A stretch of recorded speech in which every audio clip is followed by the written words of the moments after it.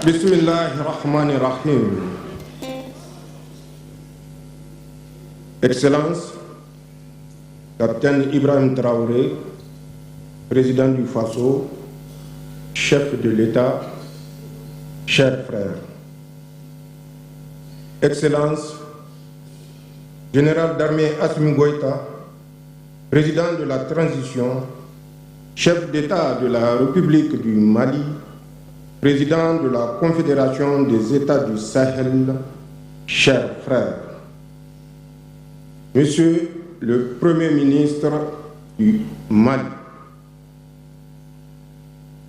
Excellence, Monsieur l'ancien président de la République du Mali, Monsieur le Président du Conseil national de la transition du Mali,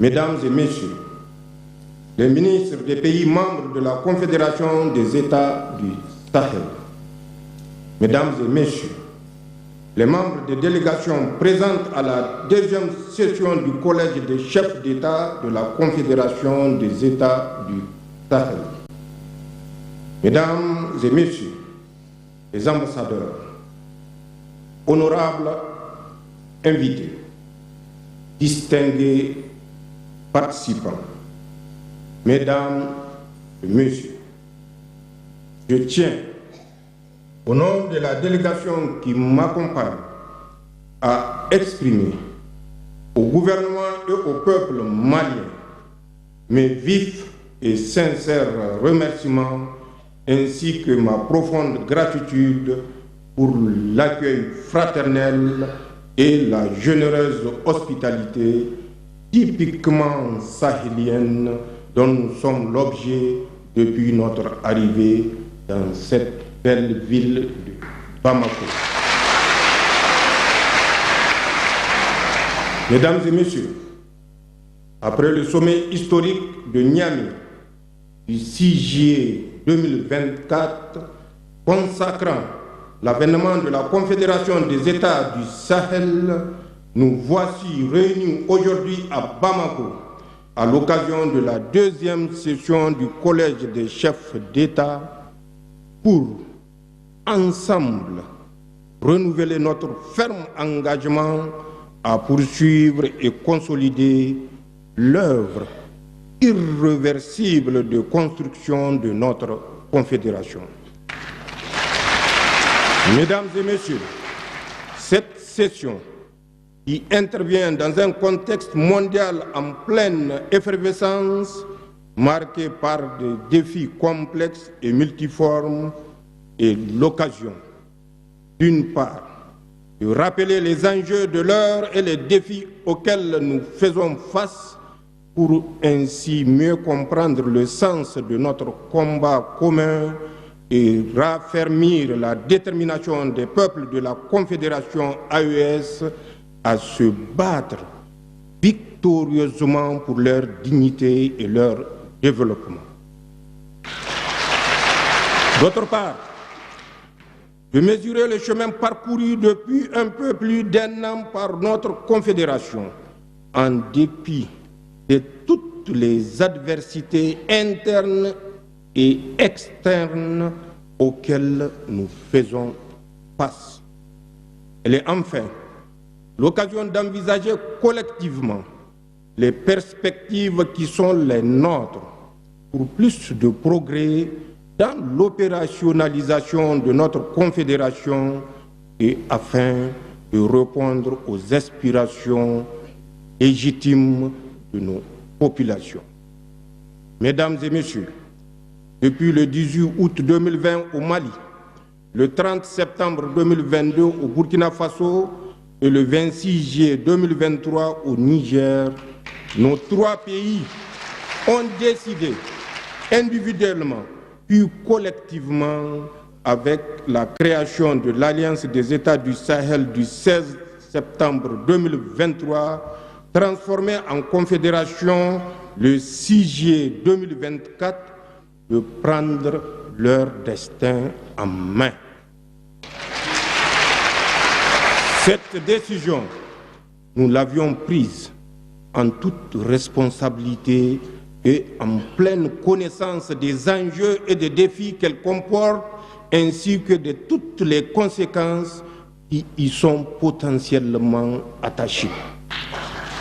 Il s'agit donc d'un choix souverain, assumé dans l'intérêt supérieur de nos pays pour l'histoire et pour l'avenir. En effet, après plus d'une décennie de massacres de nos innocentes populations, dans l'indifférence totale des uns et la complicité active des autres, nous ne pouvions continuer à tolérer la permanence du système de prédation inefficace et corrompu mis en place dans nos pays. D'autant plus qu'aucune perspective de sortie de crise n'était en vue. Pire, des indices concordants accréditaient la thèse que le système en place n'avait pas la solution à notre problème sécuritaire. Il était plutôt une importante partie problème. Mesdames et messieurs, face à cette situation, nous avons clairement compris les enjeux qui menacent jusqu'à la survie même de nos peuples.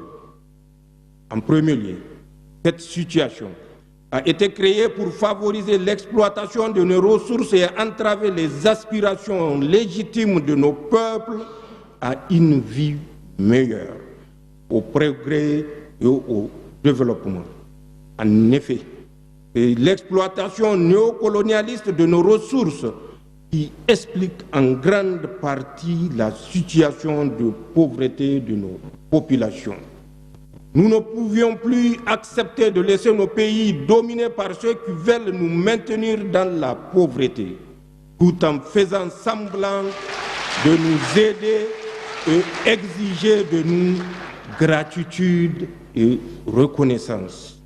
En second lieu, cette situation a créé un état d'esprit et une mentalité d'assister et de complexer chez beaucoup de dirigeants et élites africaines. De ce fait, des contrats léonins ont été imposés à nos pays et un réseau complexe d'influence et de contrôle a été mis en place pour contrôler nos sociétés. C'est cette même mise multiforme qui explique le comportement de certains ressortissants de l'AES et des Africains complexés qui nous combattent au lieu de défendre leur peuple meurtri, pillé et humilié. C'est cette même mise qui explique tous ces contrats inégaux qui leur permettent de piller nos pays. C'est cette même mise qui explique que des dirigeants africains soient convoqués dans une multitude de réunions inutiles, coûteuses et inefficaces. Mesdames et messieurs, ce que nous avons fait, tous et ensemble, dans nos pays respectifs et collectivement au sein de notre confédération, c'est simplement en toute responsabilité et souveraineté de mettre fin à ce système et d'assurer désormais les intérêts supérieurs de nos peuples. Nous avons ainsi mis fin à la présence dans nos pays de toutes les forces d'occupation et de prédation pour assumer notre sécurité par et pour nous-mêmes. Cela parce que l'expérience vécue a forgé notre conviction que personne ne le fera à notre place. Ce que nous avons fait, c'est d'assumer notre souveraineté pleine et entière. Aucun pays, aucune organisation internationale et aucun groupe d'intérêt ne décidera encore pour nos pays, Inch'Allah. Désormais, les décisions qui concernent nos peuples se prennent à Ouagadougou, à Bamako, à Niamey, sur le territoire confédéral, par les autorités de la Confédération et pour les citoyens de la Confédération et nulle part ailleurs. C'est le plus grand héritage que nous puissions léguer aux générations futures et que nous devrons tous garder jalousement. Notre conviction est qu'il n'y a pas de progrès, il n'y a pas de développement sans indépendance véritable, sans souveraineté pleine et entière. Il n'y a pas de précédent historique d'un pays sous domination qui a réussi à se développer. Seuls des États véritablement souverains élaborent des politiques publiques à même d'impulser le progrès et le développement. Ce que nous avons fait, c'est de mettre un terme à tous les contrats léonins et engagements biaisés qui ne font que dans le sens des intérêts de nos États et de nos populations. Désormais, les seuls contrats que nous motivent sont ceux qui préservent les intérêts de nos pays.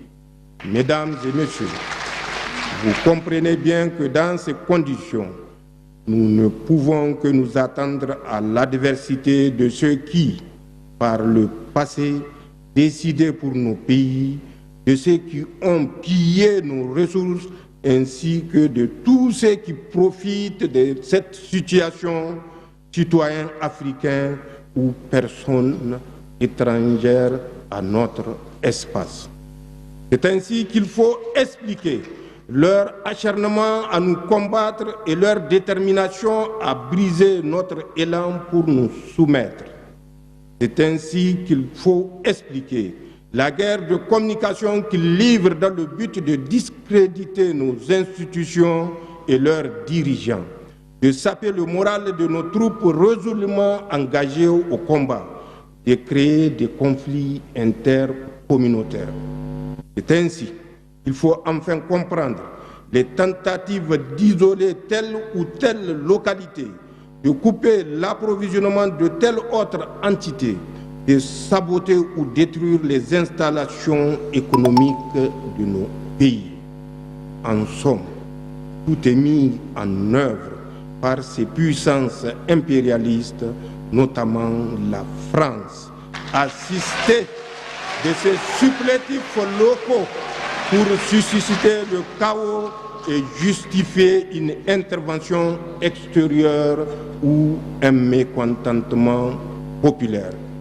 Cependant, toutes ces manœuvres perfides ont échoué et échoueront toujours, Inch'Allah, car elles trouveront en face des peuples sahéliens dignes, vigilants, résilients et encore plus déterminés à prendre leur destin en main. Mesdames et messieurs, comme vous pouvez le constater, la Confédération AES a intégré toutes ces données en même temps qu'elle a tiré toutes les leçons de notre histoire ancienne et récente. Et d'ailleurs, la raison pour laquelle nous avons créé cette confédération qui suscite tous les espoirs et qui nous donne entière satisfaction pour avoir réalisé des progrès tangibles. En effet, en 17 mois d'existence, la Confédération AES a réalisé des progrès indéniables au niveau de ces trois piliers fondamentaux. Il s'agit d'abord de la force unifiée de la Confédération sous le commandement d'un état-major intégré relativement au pilier de défense. J'aimerais à ce niveau rendre un vibrant hommage à toutes nos forces de défense et de sécurité du Burkina Faso, du Mali et du Niger, tout en ayant une pensée pieuse pour tous nos martyrs civils et militaires, en souhaitant prompt rétablissement à nos blessés. Il s'agit ensuite de la coordination de notre diplomatie qui parle désormais d'une seule voix. Il s'agit enfin de la création de la grande banque d'investissement de la Confédération relativement au pilier du développement. C'est certainement le lieu d'adresser mes vifs remerciements et mes chaleureuses félicitations à mon frère et ami le général d'armée Assimi Goïta, président de la transition, chef d'État de la République du Mali et président de la Confédération, pour la mise en œuvre réussie de la feuille de route de l'an 1 de notre Confédération, comme l'attestent si bien les résultats tangibles consignés dans l'excellent rapport soumis à notre observation. Les peuples dignes et résilients du Sahel lui seront reconnaissants pour son leadership, son engagement sans faille et le brio avec lequel il a porté haut les idéaux de la Confédération durant ce mandat, en dépit du contexte d'adversité sans précédent que j'ai évoqué plus haut. Mesdames et messieurs, la souveraineté à laquelle aspirent les peuples de l'AES est loin d'être un slogan. C'est un sacerdoce, un engagement quotidien qui se traduit par des actes concrets au niveau de tous les pans de la vie nationale. Elle répond à une vision stratégique clairement exprimée à travers le processus de refondation en cours dans l'ensemble de la Confédération. Le combat que mène l'AES est un combat pour la renaissance africaine. Il porte en lui les germes d'une Afrique libre et souveraine dont l'AES est l'embryon. Par ailleurs, il faut se rendre à l'évidence que l'AES constitue un rempart, une digue contre l'expansion du terrorisme sur le continent. Au lieu de prendre en compte cette évidence absolue, certains pays voisins de l'AES s'abstinent naïvement à servir de base arrière aux opérations de déstabilisation orchestrées par des puissances étrangères. Il est temps que ces États se ravissent et prennent conscience que leur statut réside plutôt dans l'unité africaine, dans une franche coopération sécuritaire sous-régionale et régionale, et non dans la satisfaction d'intérêts étrangers au détriment de ceux de leur propre peuple. Mesdames et messieurs, au Sahel, nous avons fait de la sécurité un choix stratégique prioritaire contre tout autre dictat politique étranger incompatible avec nos valeurs socio-culturelles. Il y va de l'existence même de nos pays en tant que nation, car la crise sécuritaire qui sévit chez nous constitue une menace existentielle. Comme l'a dit si bien Cheikh Anta Diop, la sécurité précède le développement. Au Sahel, il n'est pas exagéré de dire que la sécurité précède tout. Je dis bien tout.